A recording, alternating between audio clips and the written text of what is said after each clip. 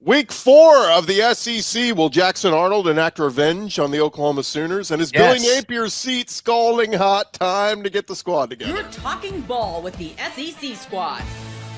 From Alabama to Tennessee, from Georgia to Oklahoma, from Auburn to Texas, it's the local experts of the Locked On Podcast Network bringing you scoops, breakdowns, and the most comprehensive preview of the upcoming SEC weekend. It's the SEC squad, and we have a seat for you. Hurt feelings and thin skin are prohibited. Squad up, you're part of the SEC squad. What's up, everybody? Welcome into the SEC squad. Sit back, grab your favorite beverage, and join us as we get you ready for another week talking all things SEC. And today's episode is brought to you by FanDuel. Right now, new customers can bet just $5, and if your bet wins, you'll get $300 in bonus bets to use across the app. Download the FanDuel app today. Let's welcome in our squad panel this week. We got Zach Blackerby, locked on Auburn. We got Jay Smith, locked on Sooners. Lance Dahl, locked on Kentucky, making an appearance. John Neighbors from Locked On Razorbacks. John Miller, locked on Mizzou. Corey Burton, locked on Vandy. Stephen Willis, locked on Ole Miss. I'm Chris Gordy, host of Locked On SEC. And gentlemen, as we do every week in the first segment, right out of the gates, heading into SEC Week 4, give me a prediction. Something about your team. Doesn't have to be a score prediction, but something you think is going to happen with your squad this week. Zach, we'll start with you. Jackson Arnold has his best game ever played in the state of Oklahoma, and it's against his former team. It's not the craziest of predictions. Jay Smith, we'll just flip it to you. Oklahoma. Make it even easier. Oklahoma gets 3 turnovers on Jackson Arnold in his first game returning to Norman, Oklahoma. No shot. We're going to spend plenty of time talking on that matchup because, let's face it kind of is the sexiest matchup of the week in the SEC. Lance Dahl, Kentucky, gets a little bit of a respite, but give me just a general thought and answer the question, should they roll with Cutter Boley moving forward? Because Zach Calzada, Yeah, that's my prediction for this week is that I think the staff is actually going to come out and say, yeah, Cutter is the guy for the job for the rest of the season. Yeah, Cutter Boley. Look, I talked to some Kentucky fans. I'm married to one. She was like, at least we moved the football. Calzada was just painful to watch. If we lose, at least we're moving the football. So give the fans something they want to watch. John Neighbor. A Kentucky fan? Yeah. You learn something new every day. I'm so excited about it. Wait, I just learned this? Does she I watch guess because me and Locked On Gordy are Kentucky? like besties, so I guess that's probably why I already knew that. Yeah, there's a lot of folks in my circles that are all married to people from different SEC schools. So how about that? John Neighbors, Razorbacks came so close, but no time for crying over spilled milk. You guys got a big one. Yeah, what does it matter, though? Because you can't win a championship at Arkansas, so it doesn't matter. At least that's what the athletic director said at Arkansas, so that's great. You're trying to bounce back. Arkansas's offense is really good. Taylon Green's best quarterback in the SEC right now, so I'm looking forward to seeing what he can do against Memphis over there at the Liberty Bowl, which Arkansas loves so much and loves playing at. Debatable. Somebody asked me that today. I said, is Taylon Green the best quarterback in the SEC? I said, I think Debatable. he is. It's not his defense's fault that, the defense sucks. The offense is awesome. John Miller, Mizzou, got a big one against South Carolina. Yeah, they absolutely do. And my prediction is I think this is actually the week. I think Missouri's going to beat South Carolina this week. And I think this is the week the nation at large starts to take notice of what seems like a really good Missouri team. Yeah, certainly a schedule that sets up well for them. I mean, they play like their first 10 games all at home. Did you see Chris Marlar's schedule update, though, from ESPN FPI? Texas has a worse schedule. Missouri, actually, their schedule is like 16th in the country now. So I think we can kind of push that narrative to the side a little bit. That'd be first in the Big Ten, probably. Exactly. Certainly in the Big 12 by a country mile. Corey Burton, you're covering one of the hottest teams out there. The Vanderbilt. Yeah, we're red hot. We're on fire. It's a revenge game, believe it or not, against Georgia State. That's kind of embarrassing to say, but nonetheless, I think we're gonna hit the 50 spot. Oh, 50! Wow, the half a century. Dang. That's a good take. I love that. This is a new Vandy, isn't it? Oh, a confident Vandy. Hey, we've hit almost 40 in every game. So. The good news is it sounds like we're not going to get a 7th year of Pavia, so at least that's been settled. I don't really play. He's going to try. I think he's going to try. Stephen I want him Willis, to stay around forever. I know. Give him 10 years. Stephen Willis, you guys got a tough one with Tulane. Give me a thought on Ole Miss, and do we have a quarterback controversy? Maybe. I think Tulane is going to join Arkansas and Trinidad this offseason, as Trinidad Chambliss is going to put another 300 spot up on the board. Man, that will certainly be a storyline if they go with Chambliss again this week. What do you do for the LSU game next week? Do you keep rolling with the hot hand? Do you go back to the guy you brought to SEC Media Days and was the darling of the offseason at Ole Miss? The first two practices this week, he's been wearing a boot and hasn't been participating, so I expect Chambliss to be the guy that starts on Saturday. Did y'all hear that? It took 5 minutes and 20 seconds for Gordy to mention LSU. Did y'all hear that? Yeah. Hey, I was there over the weekend. They treated me like royalty on that campus. I'm sure they did. Really? They love you. Yeah, seriously. Let's get into Brian Kelly didn't yell at me though, so that was that. That's always good. Let's His get victory into lap it. after Sela is going to be fantastic. Let's get into it, guys. Good predictions on everybody. What you got, Zach? I don't think his rant was wrong. It wasn't. I don't know if he should have done it, but I think what he The actually tone might have been a said little wrong. was totally fine. Right. Yeah, I mean, if we would have known it would have been frowned upon, he probably wouldn't have. But yeah, was he wrong? No. His voice naturally gets whiny whenever he does Yeah. that. So that's be the part of reason it. Yeah. Northeastern in him, probably. Yeah, because I read like people tweeting the quote, and I'm like, "What's wrong with this?" And then the I video think it was a that it little was the different, but- first question out of like, for instance, let's put it this way, Zach. What do people have been saying about Auburn? Oh, well, when's Jackson Arnold going to throw the football? Let's say they go into OU and they run for 300 and they get the win, but Arnold throws for 99 yards. What if the first question at the press conference was, good win, coach, but when are y'all going to air it out here with Jackson Arnold? You know what I mean? Like, that's where it'd be like, okay, we won the game. What do you want from me? Yeah. I also think that there was another extra narrative there because if you remember, he was saying like another question. He just goes through like all the negative stuff he was going to bring up, like back to back to back. So it seems like there's a little bit of history there. Sure. Yeah, fair point. Yeah. Well, let's get into it, fellas, because we got some big games this week. I want to save Auburn, Oklahoma for our next segment. But John Miller, while we got you here, South Carolina versus Mizzou. This one just a week ago looked like, man, this is going to be a fun one. And Lenore Sellers goes and gets hurt. Vandy steamrolls him. Sounds like he's kind of in a concussion protocol. And the time we're recording this, it does sound like he's not going to go, but we'll certainly wait and see. But where are you on South Carolina versus Mizzou, John Miller? Well, I feel pretty good about it simply because South Carolina just hasn't performed very well so far. And really, I got to say I was surprised initially by just how big the line is for this game. It's bounced back and forth between 12.5, 13.5. I think it's now 11.5 because there's been some optimism that Sellers might play this weekend.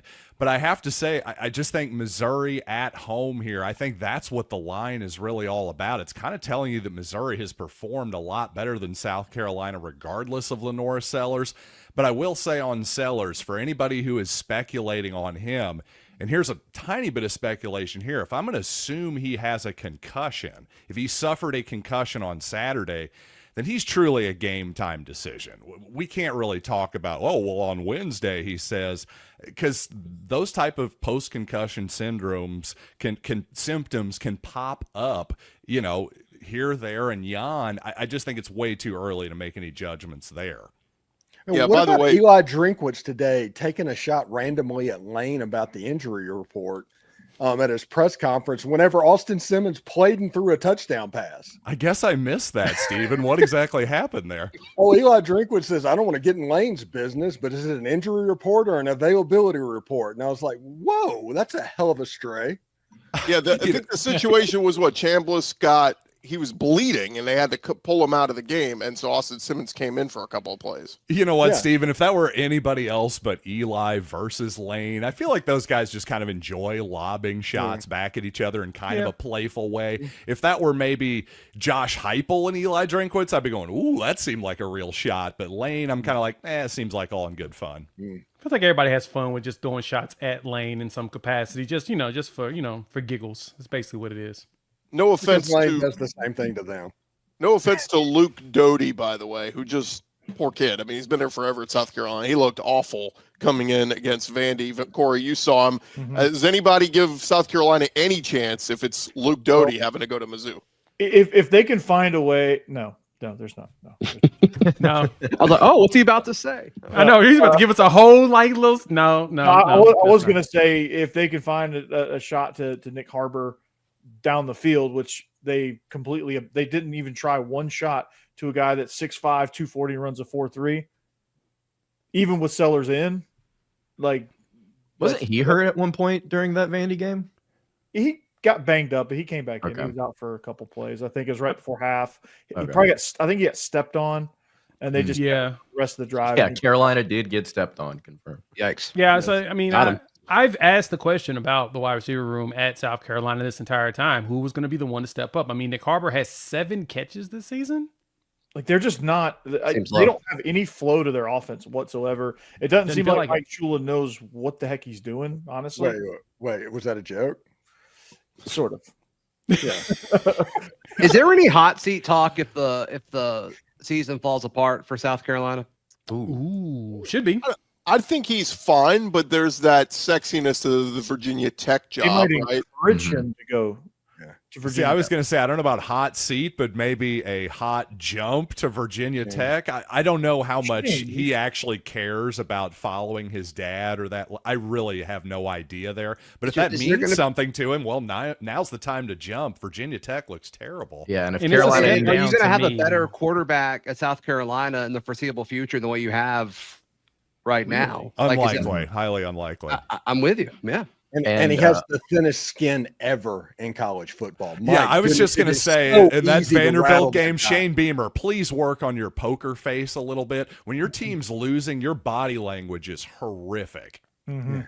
And they feed off that, and I Man, agree. it's unreal. And I'm still living in a bizarre world. He'll just hear Chris Gordy say Vandy steamrolled an SEC opponent. Like that verb usage is it's just Feels so good. It's like a warm sweater. Yeah, and Fresh Big out the Bad Willie dryer. B. Everybody talks about Willie B. And then Vandy walked in and put 30 on him. first drive they marched like 10 plays. Let That me place was like, whoa. let me throw this out to you guys. Did we put too much stock in how South Carolina and Florida finished last season, thinking it would just carry over to this year? Absolutely did. that's the case. Yeah. At least with Tried to South say that Carolina. I'm not myself. sure about Florida because Florida had a brutal schedule. I don't know that we put much stock into them to Well, begin with. I would say I'm more shocked by South Carolina than I am Florida personally. Mhm. I think some of that has to do with schedule, and then some of that, like I think the DJ stuff was a little overhyped statistically. A lot of that had to do with they played. Was it Samford that they Samford, played the where they first got most of 500 his yards. yardage? Yeah. I mean, Lenoris was legitimately good last year, Right. and so that just hasn't sustained. Coaching matters. DJ, I Yeah. think, was a little kind of inflated. Matters. And I think that it's also like obviously you're having some issues on offense, but maybe Corey can speak a little bit more to this because I didn't watch the entire game. Giving up 31 points to Vanderbilt at home. I mean, defensively, like this D line has not been exactly what they have expected it to be, at least consistently. And then you had that one FCS game where you had to have special teams kind of carry the way in a really weird, I think, like rainy situation. So it's been a weird start for Carolina, but it's not just like one issue. It's like across the board they're having problems either with coaching or with talent not stepping up. It's been weird. And that was kind of the thing that a lot of us that did, sound the alarm when people were talking about South Carolina was you lost 2 guys to the league on a defensive line. Do you have guys to replace it? Who's going to help They got Dylan Stewart get the attention off of his back? We Dylan don't know Stewart who got they ejected. are. He got ejected. Yeah, right. Well, in this one, yes, but more so, my point was for the season because that, as Lance mentioned, that defensive line has not looked that impressive so far this year. And That's Kennard where was we the- had questions. Kennard was the SEC Defensive Player of the Year, and we just, they'll be fine because they got Stewart. They'll get another one. Where? Brian think Thomas. it's a combination of you lost Kennard, you lost Rocket Sanders, and Mike Shula as the OC hasn't worked. What's the injury to I Lenore? forget about that. I forget about that. That's the reason why they suck. Yeah, that's right there. They had no identity offer. They had, I mean, it was brutal to watch. Yeah, it's And pretty after that Zaylen Wood interception where they dropped him off of the nose and they brought the safeties and he picked it off right there when they were about to get points, that deflated him. And that probably was the nail right there. Can you imagine being a bad enough football coach that Alabama fans nearly quit? I mean, that's Mike Shula's legacy. After he had him in like the top 10. I mean, it was Yeah. it Well, was wild. Here's the other thing with Carolina. They've been like super volatile. And let me tell you something. If they fire Beamer at the end of this season, if they want to call me, I've got a guy that's way more consistent than Beamer, currently wearing blue and white. If they want to take him, I would not be opposed to that at all. Clemson might be tired of winning, so they might ship Dabo on over. So. Yeah, ship Dabo to Carolina real quick. Do they get do they get like the number 1 pick if they tank this year? Is that how that works? So, yeah. I think so. All right, gents. Jackson Arnold, John Mateer. Choose your weapon. We'll preview that matchup coming up next. Back to the squad show in just a second, but first, it is almost the weekend. It is time to look back and crown this week's MVP on Who Delivered, powered by DoorDash. And just like you can win every Saturday with DoorDash Streaks, saving more every time you order, these players delivered when it mattered most. Let's jump into it. And for Mizzou, we're going with running back Ahmad Hardy, delivered in a big way. Hardy rushed for an eye-popping 250 yards and 3 touchdowns in Mizzou's win over ULL. When the pressure was on, Hardy came through. No hesitation, no delay. And if you've been watching him week after week, performance wasn't a fluke. He is just on a streak, 3 straight weeks of 100-yard rushing performances. And just like Ahmad Hardy delivered for Mizzou, DoorDash delivers your Saturdays. With DoorDash Streaks, you save every Saturday you order, stack it up all season, and you can save up to $250, including $100 in DoorDash credits. Order this Saturday. Keep the streak alive. Fuel your game day only with DoorDash. Terms apply. Promo period through 11/18. This episode also brought to you by our friends at FanDuel, and the NFL season is here. As you guys know, in FanDuel, they are making sure that you are ready for every kickoff with a can't-miss offer. And right now, new customers can bet just $5, and if your bet wins, you will get $300 in bonus bets to use across their app. And you're going to love using FanDuel because it fits however you like to bet, from player props to same-game parlays. Game already started. You want to jump into the live action? You can do so. It makes every game more exciting, whether you're watching your team or, look, you're just playing your fantasy football lineups and you want to make some more games more interesting. It is quick, easy, and the best way for you to add a little bit more energy to your Saturday. So if you're ready to play, if you've never signed up before, download the FanDuel app now and visit FanDuel.com. That's where you go to get started, get signed up. That is FanDuel.com. Get signed up, place your first $5 bet, and they will reward you with $300 in bonus bets to use across the FanDuel app. SEC squad rolling along here, and guys, the SEC game of the week. I'm glad we got Zach and Jay here because, fellas, it is 3-0 Auburn at 3-0 Oklahoma. Jackson Arnold versus John Mateer. I love John Neighbors already shaking his head. What is the key to the victory in this one, fellas? Well, whichever team scores more points is going to win. No, This guy. Jay and I already kind of recorded something about this that dropped on our channels this morning, but there's so much national talk about Jackson Arnold versus John Mateer, and like that's fun. But what's going to decide this game, I think, is in the trenches. And I think it's this Oklahoma defensive line that, I mean, I think it's been surprising, but they've been elite by every stretch of the imagination, going up against an Auburn offensive line who's done a great job of creating running lanes for Auburn rushers. To me, I think that is the matchup that will decide this football game. Yeah, I'm agreeing on that. The bigger thing for Oklahoma is forcing Jackson Arnold to throw the ball. Now, to me, and this is really, truly no shade whatsoever, but Jackson Arnold looks like the same quarterback he looked like the first 3 games last year. He picked his spots, but really good at running the ball, so you really didn't have to throw it. But then you had the Tennessee game, and that's when things kind of went a little bit off the rails, and that's exactly what Heupel and them did. They said, no, we're not going to let you guys run like you want to. We are going to force you to throw the ball. But you have a player like James Pierce, it's kind of easy to do that, right? You got this big old edge coming around there on the injured offensive line. He's going to make things very hard for you. Now, granted, the Oklahoma defense did what they were supposed to do to hopefully win the game, but, unfortunately, our quarterback would give it back literally the next play after we would record a fumble. So, for us, it's going to be a similar scenario as Michigan, as well as Tennessee is. We're just going to have to force those passes, make him have to go deep. Auburn has great receivers, but the question is, will Jackson Arnold underthrow them, or will he be able to actually overthrow them in this game, especially when pressure's in his face? Yeah, and there hasn't been a defense yet that has chosen to stop the run with guys in the box. There've been guys playing back, which is weird. That's not how I would defend Auburn, I don't think that's how Oklahoma is going to defend them. And so to me, it's like, yeah, Auburn can run the ball. Jackson can run the ball. Damari and Jeremiah Cobb, like those guys can tote the rock. If I'm playing Auburn, I'm like, you got to beat me through the air. That hasn't happened yet. I think it does happen on Saturday. We'll see if Jackson can do it or not. Yeah, the thing that was interesting about the Baylor game is the talk leading into it was Dave Aranda saying, we got to stop the run. We got to stop the run. We're going to try and stop the run. And then they came out in that too high shell and essentially dared Auburn the entire game. They never came out of it. They shouldn't have. Yeah, and they never came out of the entire game. And so Auburn just gouged him on the ground. So what does Oklahoma do both, I think, schematically, and then can their personnel kind of carry the way there? Because who knows? Maybe Oklahoma does want to run some too high shell stuff, but can their personnel kind of stop Auburn a little bit better at the point of attack than maybe Baylor can? And does that open up a lot of things for what Brent Venables and that defense wants to do? I think it's going to be a little bit more of a chess match than we currently expect. I'm really excited to see how Auburn chooses to operate, and then what Oklahoma does, where they pick their spots, because Auburn, on paper has one of the best receiver rooms in the country. Can they get them the ball, and if so, how? Yeah, to me, the blueprint really is going back and watching the Oklahoma-Alabama game. That right there is exactly what they're most likely going to do. You have a quarterback who can throw, got a receiver who, 17 years old. I don't know if y'all knew that, but, Ryan Williams. Wait, he was 17? He's 18 now, right? He was 17 at that time. He was 17 at that time in that game, and he was out there putting up, doing crazy windmill catches and flips mid-air to catch him, in the back of the end zone. But that's basically what Oklahoma did. Is a massive dude in Jalen Milroe. We're not going to let him run all over us, and so we just made it difficult for him to do the things he wanted to do. My expectations, Oklahoma's going to go with that exact same format. Tennessee, the same.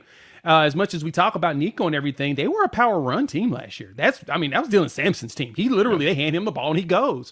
And so to me, Jeremiah Cobb is going to be, to me, a bigger problem than Jackson Arnold, because he's shown and he stepped up to be that top back. And as Zach mentioned, they got good blockers. And so they're going to find ways to get holes, similar to what Michigan did with Justin Haynes. They're going to find a way to get themselves a big run and make it go. But I think Oklahoma's going to, again, force the issue of, you're not going to run all over us. You're going to throw the ball just the same way we made Bryce Underwood do the same thing. Yeah, schematically, they're going to throw a bunch of heat at him, kitchen sink type stuff. That's what Venables likes to do. Blitzes, exotics. Yeah, he's going to mix up looks on you. He's going to show too high a lot and drop guys, and it's going to be cheerleaders right on top of the center, and then you're going to be distracted by that. It's going to be crazy. Yeah.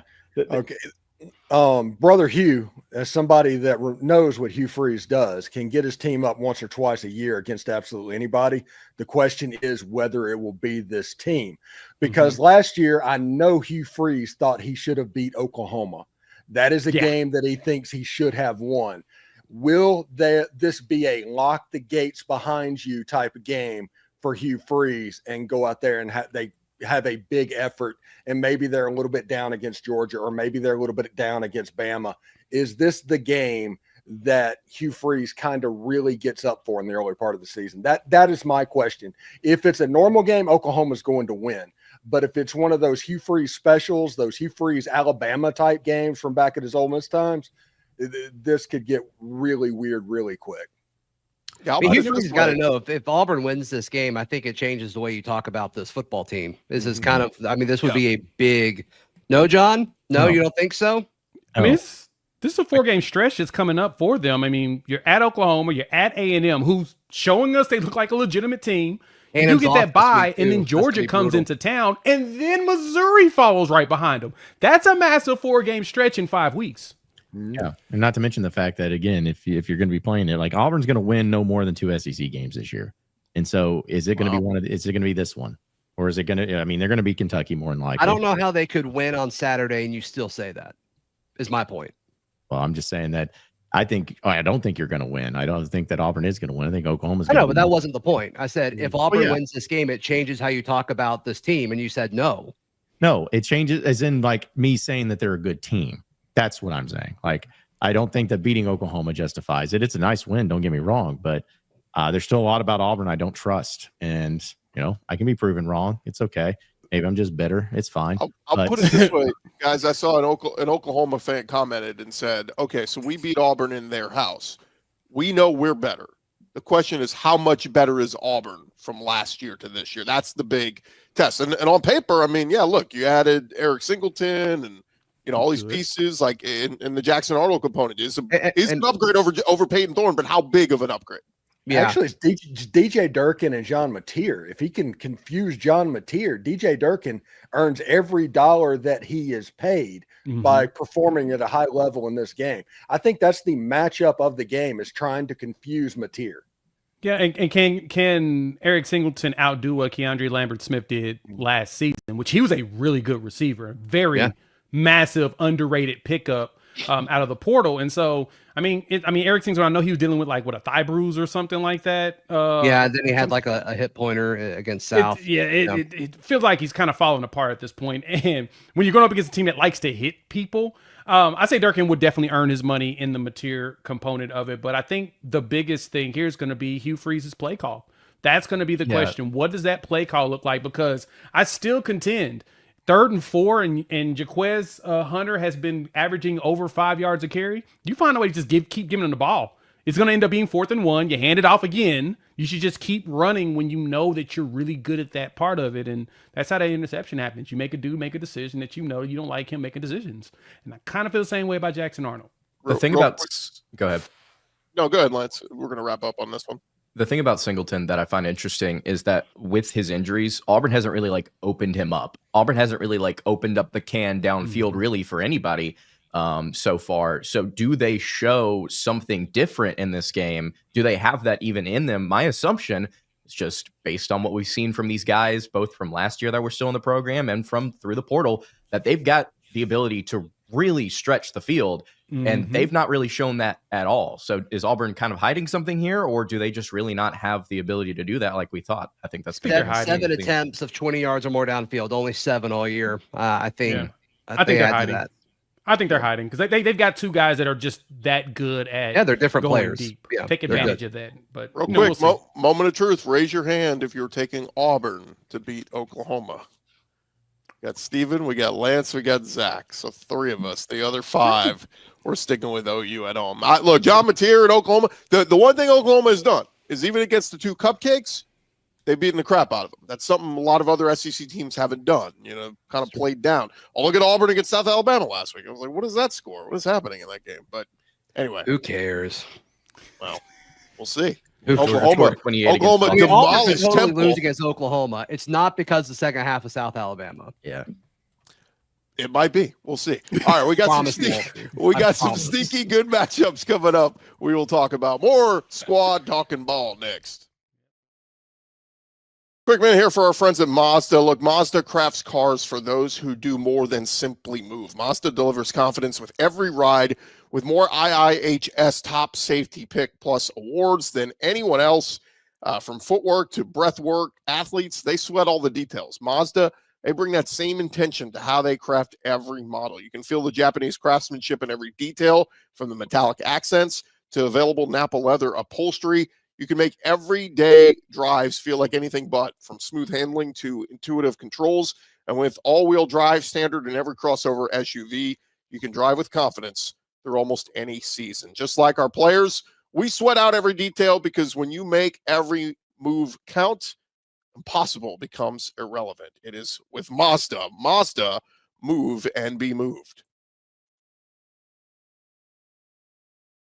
All right, fellas, some sneaky good matchups this week. And John Neighbors, I want to start with you because it is 2-1 Arkansas at 3-0 Memphis. A good Memphis team, but Arkansas still sitting about a touchdown favorite in this one on the road. The offense has been so good this season. They can't hang their head after the loss to Ole Miss, right? Yeah, we can't hang our head. There's no hanging heads and losses, right? It's only been, a billion one possession losses that you've had since 2012. What's another one? No, you got Memphis coming, or you're going to Memphis, and here's the deal: is you call it a road game. I call it Razorback Stadium East, because Arkansas loves themselves the Liberty Bowl, and that's where this game is going to be played. And Arkansas has been very successful in the Liberty Bowl. They score a lot of points in the Liberty Bowl, and I don't see that being any different. It is going to be fascinating, though, because Arkansas plays this game at 11 a.m. because they are the king of 11 a.m. games this year. And so how is Arkansas going to come out after that disappointing ending to the Ole Miss game? Are they going to be motivated, fired up? Are they going to be just kind of going through the motions? I don't really know, but what I'm really hoping is that the comments made by the athletic director, Hunter Yurchek, this past week dealing with how he views Arkansas as not a championship team or a championship program, and basically said, hey, we don't have any money, so the players we have, we just settled for. We wanted better ones, but we can't afford the better ones, so we settled for you. I'm hoping there's some sort of motivation in there, and I hope they come out swinging. But it is an interesting game. It's a stupid game because it's an embarrassment that you are going to Memphis for a game. And, just one of another great stupid things that Arkansas loves to do to make it harder on themselves in their schedule. And so, but I think Arkansas takes care of business. I think that as long as you got Talon Green, the best quarterback in the SEC, and Bobby Petrino, the offense is going to score points. They just need a few stops from Memphis, and I think they get it. Are you okay? You doing all right? If this is your first time on this squad show, have I ever been okay? No, I was going to ask the same question, and then I'm like, nah. John was on Feinbaum, so that could certainly do something to your attitude, talking with Paul. But no, look, I think this is kind of big for the SEC perspective too, guys, because the SEC is largely dominated in the non-conference, not Georgia, Florida, USF notwithstanding. Like I'm kind of rooting for Arkansas. We need them to go beat Memphis. I got to say, I'm leaning toward. Question, though, when was this Memphis game put together? Like, when was this home and home thing kind of set? Do you know? Just a few years ago, because it's one of those stupid 2-for-1 things where it's like, oh, we'll go to your place, but you got to come to ours twice. And again, it's dumb because you're already going to Little Rock. You play that game this year, and now you're playing in Memphis. It's I could spend all day, but you're basically doing a Bermuda Triangle of Little Rock to Oxford to Memphis all in the 3-week span, and it's stupid. Arkansas played their first game in Fayetteville, and they're having to wait another month to play another game in Fayetteville. Yeah, that's just zero excuse for it. I understand. I asked that specifically because Oklahoma traveled up to Philadelphia last week to go play against Temple, and everybody was laughing like, why are you playing Temple in Philadelphia? Well, we kind of scheduled it when Matt Rule was the head coach, and they were winning like 10 games back-to-back years. Didn't Mizzou go to UMass last year? Yeah. We did. Yeah. We're bringing them back this year to Columbia. Yeah, I can't say much. We a lot of weird scheduling here. Year, so. But here's my thing. At least that's like Ole Miss is unique city. Like, it means like, when are you going to go and play in Philadelphia or go to Amherst or wherever you were in UMass? Like, Memphis is literally where Arkansas was. It's always at a year ago. The Liberty Bowl. I've got the most embarrassing one. When Ole Miss had Eli, they went to Jonesboro. At Arkansas State. Yes. Wow. Yeah. Even more than Georgia State last year? Yeah. So I will say this about this ball game. I think Atlanta. the 7.5 point spread, at least on paper, you look at the projections, Arkansas and Memphis are closer than that, in my opinion. Now, maybe I lean more towards what Neighbors is saying. I think Arkansas pulls the game out. That line seems a little high, but I will say if Arkansas just rolls here, I'm going to start buying in more to this Arkansas hype. Looking at the over under roughly around 63, 64-ish, to me, that line is low. I think Arkansas should be closer to 10, personally. I just think the offense is too explosive. I don't think Memphis has anything for the explosiveness of what Talon Green has done this season. He's going to run. He's going to pass. He's going to be very hard to contain. No matter what they try. I will not say going to this. contain the dude. I agree with you. Arkansas is really, really explosive. They were last year too, but they were also prone to turnovers, mistakes, penalties at the wrong time. I'm just wondering if maybe that pops up on the road against a little bit more of a quality opponent than what we've seen. Well, so are they far. on the road? If they blow them out, I'm going to be really impressed. Guys, we got more games to get into. I don't want to spend 10 minutes on Arkansas and Memphis. Go ahead, Steve. Okay, Georgia State threw for 340 yards against Memphis. They threw for 60 yards against Ole Miss. Okay. Well, this is a secondary where Talon Green, we just saw what Talon Green can do against the Ole Miss secondary. This Arkansas offense is going to roll. If they just wanted to shoot a shootout, they're going to score as much as they want to score. Yeah, they can name the number. If they play clean, don't give the ball away, and play clean with penalties, they're going to blow them out, I think. My favorite internet rumor earlier this week is Ryan Silverfield, the Memphis coach, is positioning himself to replace Billy Napier, and that's where I want to go next. 1-2 Florida. I'm sure Brandon Olson is super excited about that. At 3-0 Miami, and I just want to bring this around to Carson Beck is playing well over there at Miami, former Georgia quarterback. But guys, how hot is Billy Napier's seat? I mean, does he get fired after this one, or would it take 1 or 2 more losses? Okay, someone try and convince me that this is not going to be a bloodbath. Someone try and convince me that this is not going to be a blowout. No. Zero reason to convince. Now, the thing is I can probably convince you because I think Florida's defense is legit. If you throw 5 interceptions and only give up 1 touchdown on offense, you're a legitimate defense. That to me, I can't argue against that. And LSU has a good enough offense to be able to score.